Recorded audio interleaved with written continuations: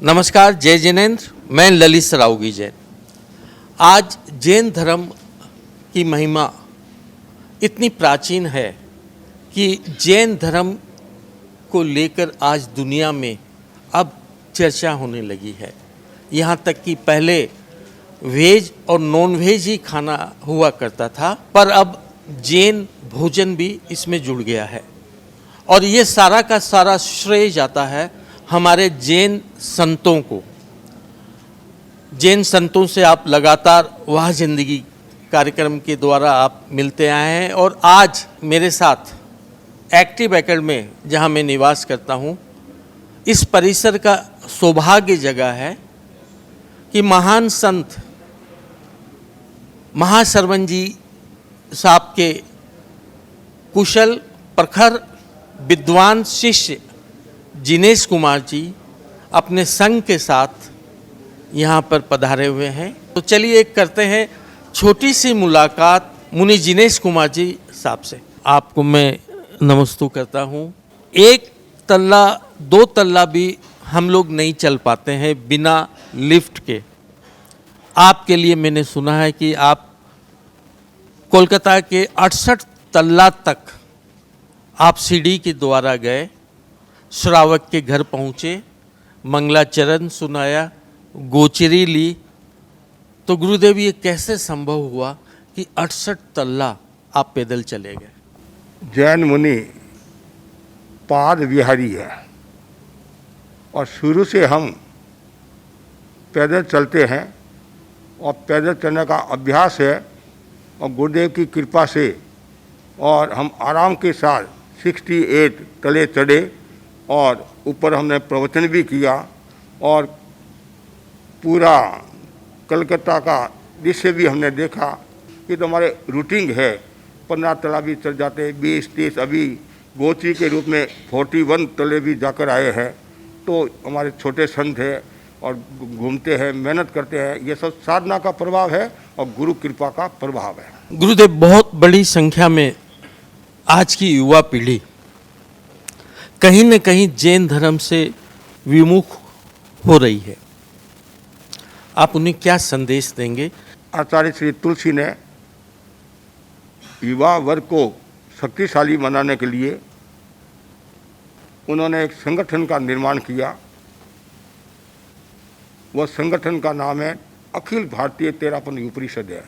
और आज हजारों युवक को हम उनके मनोनुकूल ऐसे हम कार्यक्रम देते हैं जिससे वो धीरे धीरे समाज से जुड़ रहे हैं।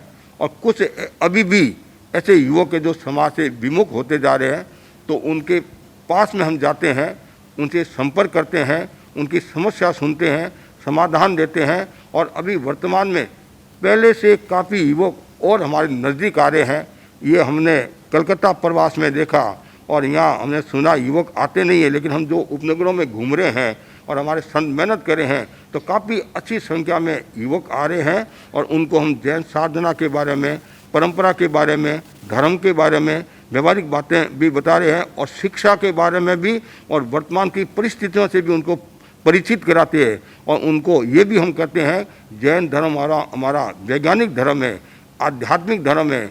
और दुनिया में जितने धर्म हैं उनमें सर्वश्रेष्ठ हमारा धर्म जैन धर्म है। और जो जैन धर्म से जुड़ा हुआ रहता है और सुख और शांति का अनुभव करता है। और हमारी युवा वर्ग को भी हम जोड़े हैं, खूब कोशिश करे हैं और हमें सफलता भी मिल रही है। और अभी 24 तारीख को हम भव्य युवा सम्मेलन करें, भिक्षु दर्शन कार्यशाला करें, उनमें भी काफ़ी अच्छी संख्या में युवा वर्ग आने की संभावना है। गुरुदेव, आपका पदार्पण एक्टिव एकड़ में हुआ।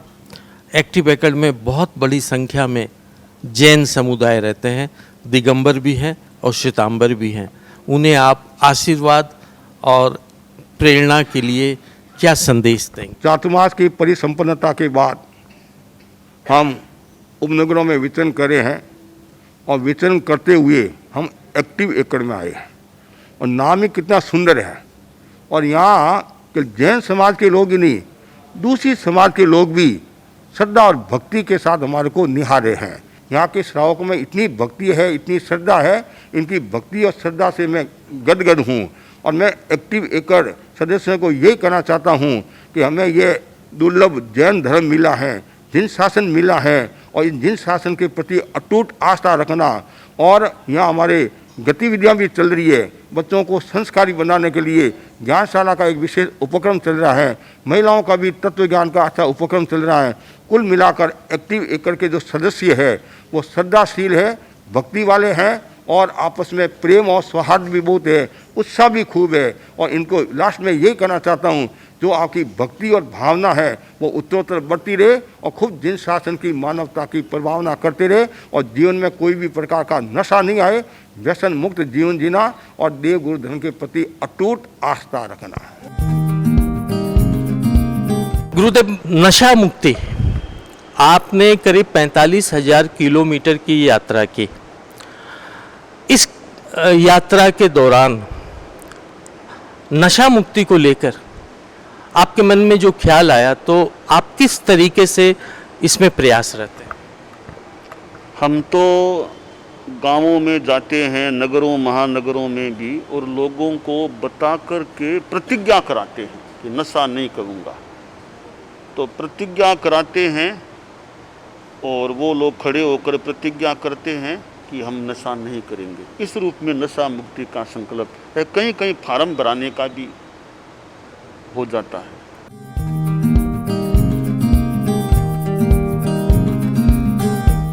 अभी बम्बई गुरुदेव का प्रवास चल रहा है, आचार्य महासमुंदी का, और ड्रग्स का उधर बहुत चल रहा है, नशे का बहुत चल रहा है।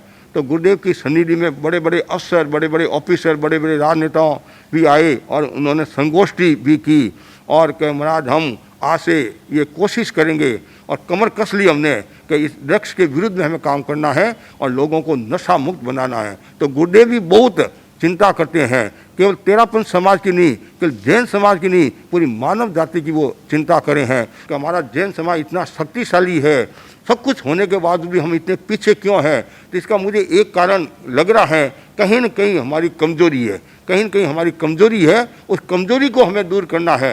हमारे साधु संत भी मेहनत करे हैं, हमारे श्रावक भी मेहनत करे हैं, और आज जैन समाज के पास में इतना पावर है, इतना सब कुछ होने के बावजूद भी जितना एक नाम होना चाहिए, जैन समाज का नाम होना चाहिए, वो उतना क्यों नहीं हो रहा है, उस पर भी हमें चिंतन करना है। और टैक्स के मामले में जैन समाज सबसे ज़्यादा टैक्स भरा होगा, और सामाजिक दृष्टि से देखे, सेवा की दृष्टि से देखे, जैन समाज कितनी सेवा कर रहा है, चाहे अवसद कोई भी समझो।